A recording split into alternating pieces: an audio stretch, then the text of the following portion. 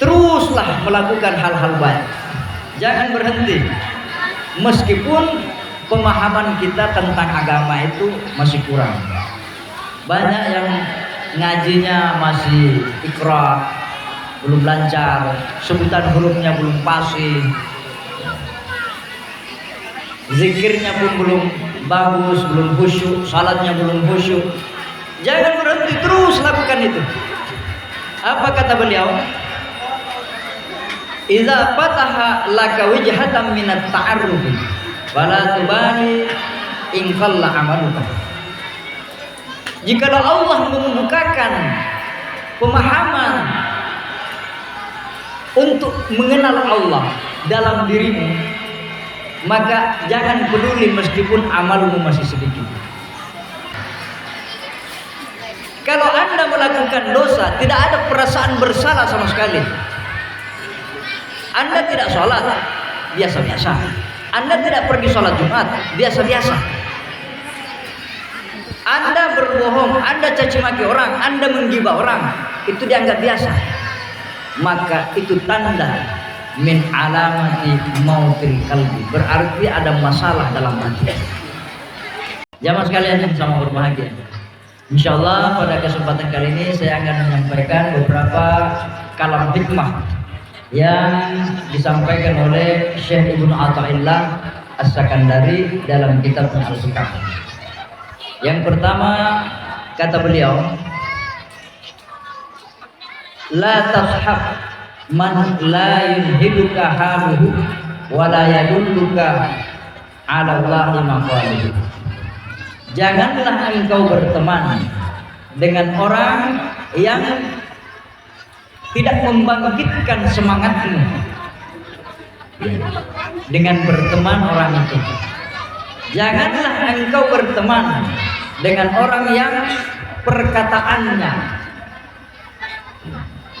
tidak menunjukkan engkau semakin dekat kepada Allah. Apa maknanya jamaah sekalian yang sama berbahagia? Bahwa keimanan itu dipengaruhi oleh siapa yang menjadi teman kita sehari-hari. Jangan kamu bergaul, berteman dengan orang yang kebiasaannya, perangainya, kelakuannya, tindak tanduknya, ucapan-ucapannya yang tidak mendekatkanmu, membangkitkanmu untuk semakin dekat kepada Allah. Adanya kontrol seperti ini, pengajian Ahad lagi, pengajian Jumat lagi, itu kita berteman dengan lingkungan yang bagus. Kita berteman dengan orang-orang yang kata-kata yang keluar dari mulutnya bagus. Maka insya Allah itu akan mengantar kita semakin dekat kepada Allah. Jamaah sekalian yang sama berbahagia. Tapi kalau kata Pak Desa tadi, ini tahun politik juga, yang kita temani ya, orator yang memang dia hanya ingin mengambil keuntungan. Kadang kita gampang membenci orang, gampang mencaci maki orang, gampang menjelek-jelekkan orang. Kenapa? Karena teman kita itu. Tapi coba kalau pengajian yang dibahas bukan politik, yang dibahas tentang bagaimana ya, semakin dekat kepada Allah SWT. Maka berupayalah berteman dengan orang-orang seperti itu.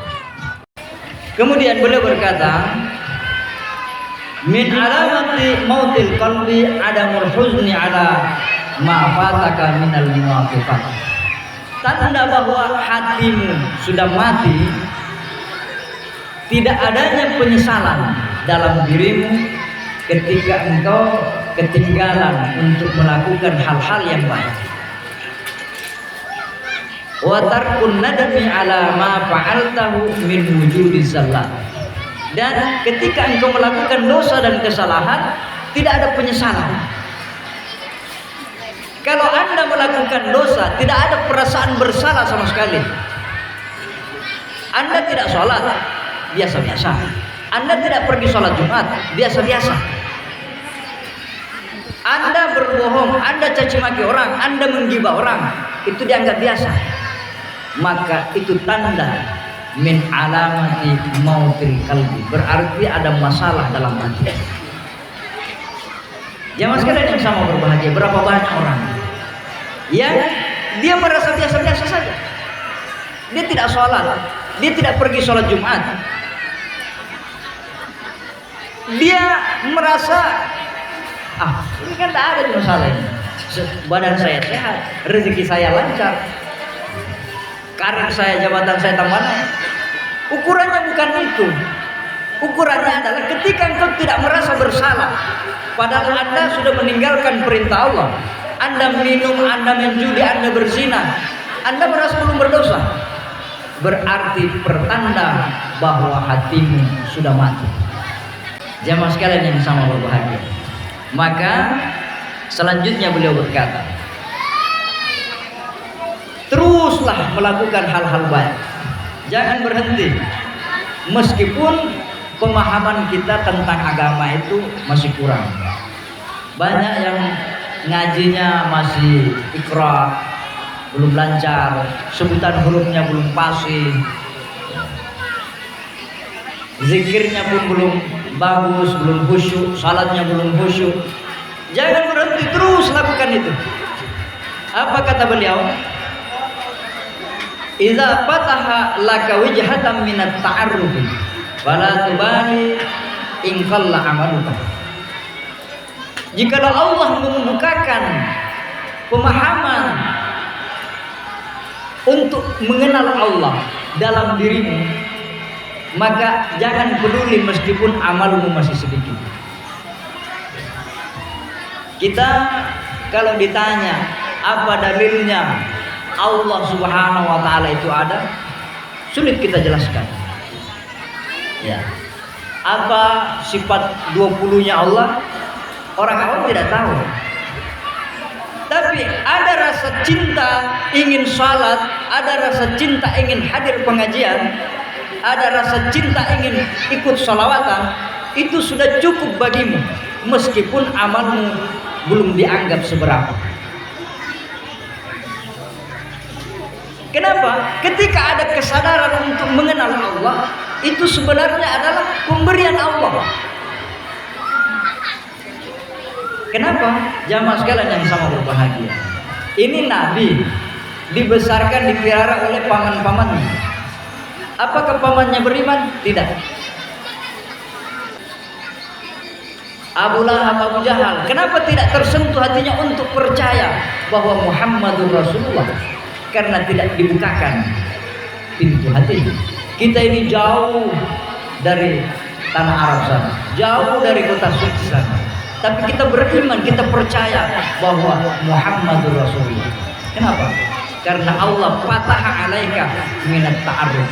Allah yang menggetarkan hatimu sehingga engkau percaya la ilaha illallah Muhammadur Rasulullah. Maka jangan peduli pada saat ini memang amalmu sedikit, tapi itu pertanda bahwa engkau dipanggil Allah untuk menjumpai. Jamaah sekalian yang sama berbahagia, ibaratnya seperti itu. Kalau Anda dipanggil Pak Bupati, taruhlah kata Pak Kiai Nur Rahim dipanggil Pak Bupati. Karena dia dipanggil, maka tidak jadi soal dia mau pakaian apa, dia mau datang jam berapa, itu tidak ada masalah karena dia dipanggil. Tapi kalau dia yang mau menghadap, tentu dia tanya dulu asistennya, Pak Bupatinya ada, kira-kira jam istirahatnya kapan, dia bisa terima saya jam berapa, ya kira-kira saya pantasnya pakaian apa. Kenapa? Dia yang butuh, dia yang ingin. Ketika seorang hamba diketuk hatinya, digiring untuk mengenal Allah, maka fala tubali in kana amaluka. Tidak menjadi persoalan kalau ibadahmu sedikit. Inilah yang dipegang oleh para sunan, para wali songo, para pendiri Nahdlatul Ulama. Dia tidak persoalkan masyarakat awam itu. Ya, salatnya alhamdulillah rabbil alamin, tidak ada masalah. Pakai ngalamin, tidak ada masalah. Iya, dia zikirnya ya kahar apa semua, yang sebutan hurufnya jauh daripada kefasihan, tapi dia tidak persoalkan. Kenapa? Ketika dia mampu berzikir, mampu membaca salawat, artinya Allah yang menggetarkan kalbunya sehingga lidahnya ringan untuk menyebut nama Allah. Jamaah sekalian yang sama berbahagia. Kemudian selanjutnya beliau berkata kepada kita, ini pesan terakhir, aslu kulli maksiatin wa ghaflatin wa syahwatin arda 'anil nafsi. Ini sebagai rumus. Dari mana asalnya dosa? Dari mana asalnya maksiat? Dari mana asalnya lalai? Dari mana asalnya segala keburukan? Aslu kulli maksiatin wa ghaflatin wa syahwatin ar-ridha 'anil nafs. Asal muasal daripada dosa, kelalaian, hawa nafsu adalah ridha terhadap keinginan hawa nafsu. Apa maksudnya? Kita ingin puasa. Nafsu kita bilang jangan puasa, besok kan kamu mau pergi kebun, besok kan Pak Deso mau ke kantor, jangan bikin puasa, besok kan ada acaranya tetangga, jangan bikin puasa, karena besok kita mau ke Mamuju. Siapa yang ngomong ini? Yang ngomong itu adalah nafsu. Jangan bikin pengajian, jadi kan ada di Jumat ini. Jangan pergi pengajian kan ini mendung ini mau hujannya. Jangan pergi pengajian kan panas ya. Siapa yang ngomong itu? Nafsu. Segala sesuatu yang ingin dipuaskan itu efeknya membawa kepada maksiat. Ini intinya. Kita mau salat, tiba-tiba nafsu kita bilang sebentar ini masih panjang waktu ini. Siapa yang ngomong itu? Nafsu kita. Ada permintaan sumbangan, kita mau bangun mushola kita ini. Awalnya kita berniat ingin menyumbang, tiba-tiba nafsu ngomong, ingat ya, ada yang cicilan gue, dari cicilan motor, cicilan ini, jangan banyak-banyak sedikitnya. Siapa yang ngomong itu? Ar-ridha 'anil nafs. Hawa nafsu kita ingin dipuaskan, maka asal daripada segala maksiat, kelalaian, hawa nafsu adalah memperturutkannya. Sebaliknya kata Syekh Ibnu Athaillah As-Sakandari, wa aslu kulli ta'atin wa yaqlatin wa ifatin. Asal daripada ketaatan kepada Allah, kesadaran wa ifah, menjaga diri dari hal-hal yang tidak layak. Adamul ridha, ketidakridhaan kita minha. Artinya bagaimana kita berupaya mengekang, bukan membunuh hawa nafsu. Hawa nafsu tidak bisa dibunuh. Nafsu ingin belajar, nafsu ingin beribadah, itu nafsu juga. Ya nafsu ingin punya anak, ingin punya istri kan begitu. Itu nafsu juga. Nafsu tidak dibunuh, tapi jangan diperturutkan. Asal daripada ketaatan adalah mengekang, mengendalikan. Kenapa? Jamaah sekalian yang sama berbahagia. Efeknya itu nanti segala yang dijanjikan oleh nafsu ujungnya adalah penyesalan, sementara segala yang dijanjikan oleh ketaatan ujungnya itu berbuah manis.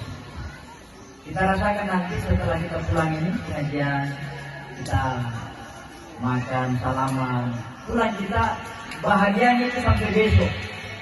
Alhamdulillah, tadi malam besok kita masih cerita. Alhamdulillah saya ketemu Pak Kiai Ibrahim. Alhamdulillah tadi malam saya ketemu Ansar Bangsa. Alhamdulillah, itu masih kita cerita sampai 3 hari. Efek daripada aslu kulli ta'atin. Tapi kalau namanya tidak sholat tadi, namanya tidak ikut puasa tadi, namanya tidak ikut pengajian, menyesalnya sampai bulan depan. Ya, bulan depan mau nggak hadir nggak enak berasa, masa di lorong tujuh tetangga pergi gak? Kan penyesalannya sampai 1 bulan. Itu aslu kulli maksiat. Jamaah sekalian yang sama berbahagia. Bagaimana Nabi Adam dia bersujud bertobat kepada Allah selama 40 tahun. Bagaimana Nabi Daud, dia sujud selama 40 hari.